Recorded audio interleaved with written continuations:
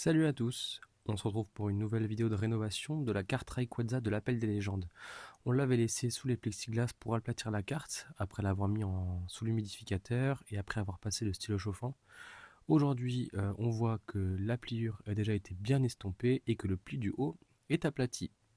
Maintenant, je vais m'occuper des rayures en surface, de toutes ces micro-rayures qui font que Rayquaza ne brille plus de mille feux. Donc, ce qu'on va faire, c'est qu'on va lui appliquer plusieurs produits. J'utilise le produit Recovery de Curse Card Care que je vais tamponner sur toute la surface de la carte. Vous allez voir avec l'applicateur, je vais vraiment en mettre sur l'holographisme, sur la totalité de la carte, même là où il y a les attaques, etc. Et je vais aussi l'appliquer sur les rebords de la carte. Donc ici je le fais en accéléré, ça va me prendre pas mal de temps puisque je vais faire environ 4 passes de ce produit Recovery parce que la carte était vraiment très rayée. Donc je vais essayer de la récupérer au maximum et voir ce que ça peut donner.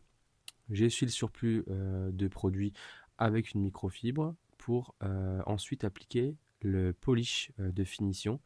Cette fois-ci, c'est pas pour enlever les grosses rayures, c'est plutôt pour redonner un peu d'éclat à la carte, retirer quelques petites micro-rayures qui resteraient, mais c'est surtout pour qu'elle retrouve sa brillance initiale.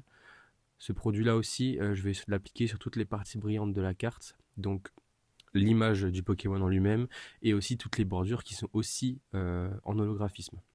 C'est ce que je vais vous montrer plus précisément dans cette vidéo, c'est la rénovation des bords. Il faut faire vraiment très attention quand on rénove l'holographisme sur les bordures. Il ne faut pas mettre de produit sur la tranche parce que sinon le produit va rentrer dans la carte et dans le carton et le ramollir.